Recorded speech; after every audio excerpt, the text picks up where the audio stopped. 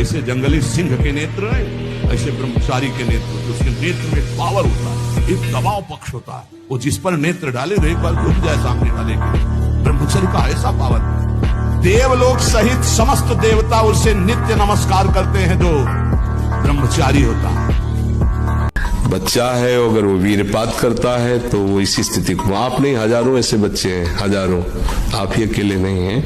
ये प्रक्रिया नहीं है।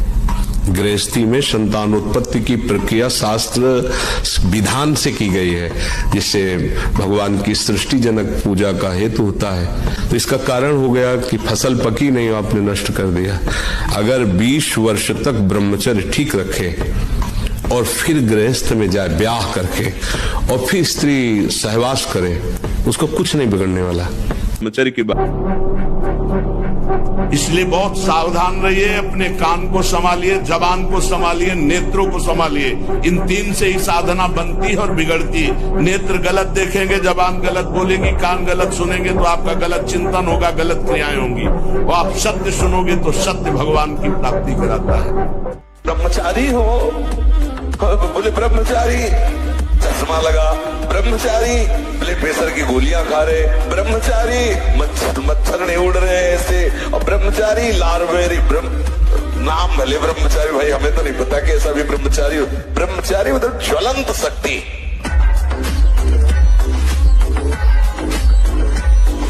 अगर 100 बार पटक किसी पहलवान ने लगा दी तो कुश्ती लड़ना थोड़ी छोड़ दिया जाता है। गुरु की शरण में होकर के दांव सीखा जाता है।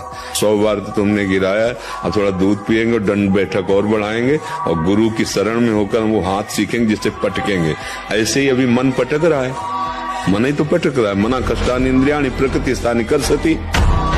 अब तुम अगर हमारी दांव सीख जाओ तो अभी बचना शुरू हो जाएगा। जिस दांव से दुश्मन को पछाड़ा जाता है, तो गुरु से युक्ति मिलती है, युक्ति से मुक्ति मिलती है।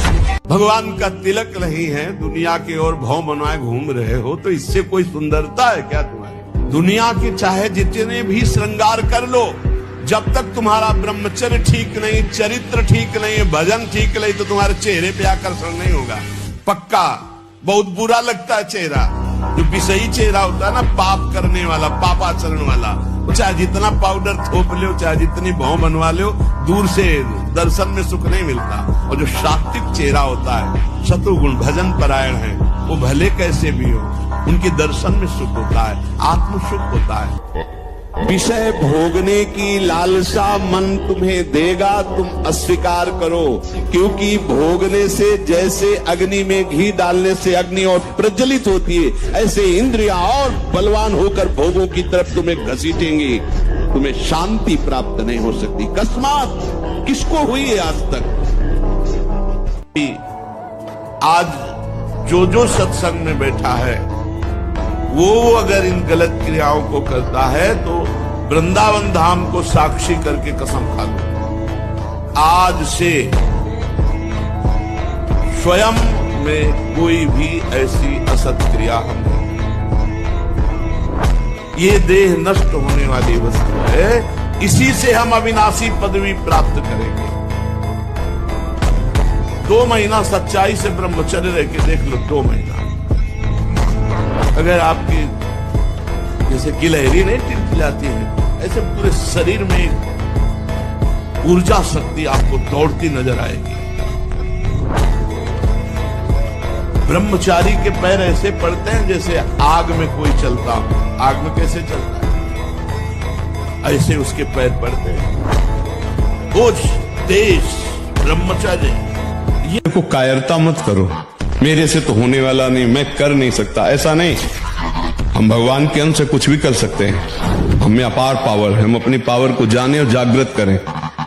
अर्जुन से भगवान कह रहे कायरता पूर्ण वचन मत बोलो, उत्तिष्ठ, खड़ा हो जा, चढ़ा प्रत्यंचा गांडी पर, काट इनकी गर्दनें। समझ, भगवान तुम्हारे अंदर बैठे हुए हैं, सब पावर है, तुम जो चाहो कर सकते हो।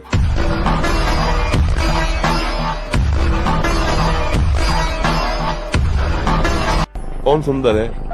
कोई सुंदर लग रहा है तुम्हें? बहुत ही धोखा है बच्चा। क्या सुंदर लग रहा है? क्या सुंदर लग रहा है? छिरी कितने सुंदर लगेगा तुम्हें? सुबह सो के उठते हो, आंखों में सुंदरता निकलती है क्या? कीचड़ निकलता है ना कान में, और नीचे के क्या सुंदर है, पेशाब टट्टी के द्वारे सुंदर लग रहा है तुम्हें। अखार के थूक दे अभी तो क्या कैसा लगे, कहा है सुंदरता, कहाँ चीर के देखो, छोड़ दो मवाद निकलने लगे कुछ दिन में सड़ के, वहां क्या सुंदर है, हमें बताओ क्या सुंदर है इसमें।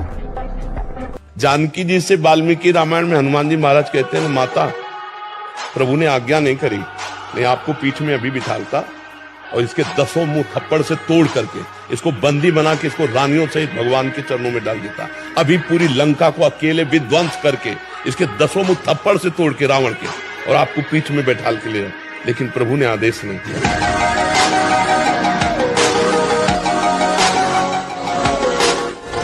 जिसकी शुरुआत अमृत जैसी लगे उसका परिणाम विष होगा। चिंगारी को ज्वाला बनने में देर नहीं लगती। अगर हम कहीं धोखे में मान लिया हमारी काम वासना नष्ट हो गई तो कुछ गड़बड़ हो जाएगा, क्योंकि दुश्मन को दुश्मन न मानना घाटे पे पहुंच जाना है। क्षीण होने को मतलब ऐसा लगने लगा कि अब वो वेदना नहीं है, पर वो है, वो सूक्ष्म रूप से है। अगर उसको फूस मिल गया चिंगारी को और हवा अनुकूल मिल गई तो ज्वाला बन जाएगी। एक संत थे, रोज भिक्षा मांगने जाते थे, तो गांव के किनारे एक वैश्या का घर था, तो उनके पास बकरा था, तो बकरा की दाढ़ी थी, तो पूछते थे बाबा जी, विनोद करते, तुम्हारी दाढ़ी अच्छी या हमारी बकरे की दाढ़ी अच्छी? वो कुछ नहीं बोलते। जब अंतिम समय था बुलवाया, उसको बुला लाया, बोले बच्चा अब जा रहे हैं, अब हमारी दाढ़ी अच्छी, कि पूरा जीवन पवित्रता से गया। तो उनका महाराज ये तो पहले भी कह सकते, तो बोले विश्वास नहीं। मतलब सिद्ध महापुरुष भगवत मार्ग के पथिक, जब तक शरीर में प्राण तब तक सावधानी, कभी धोखा हो। मन के कहने में तुम्हें चेक करना है, न्यायाधीश बनना है, ये गलत सिखा रहा है या सही। अगर सही सलाह है तो दस्तखत, अगर गलत सलाह है तो बिल्कुल नहीं।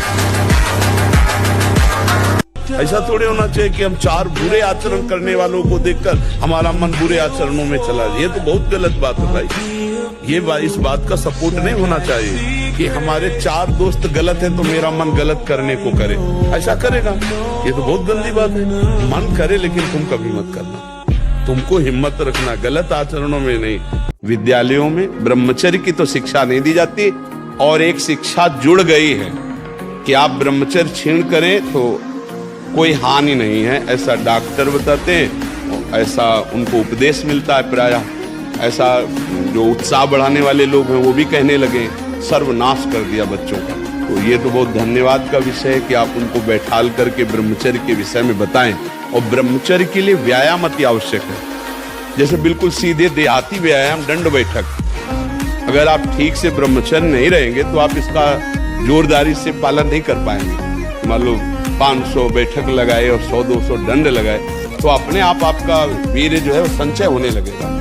ब्रह्मचर्य बहुत बड़ा वरदान है, ये लोग समझ नहीं रहे। सबसे प्रार्थना करते खिलवाड़ मत करो, सुख के नाम पे तुम्हें बर्बाद किया जा रहा है।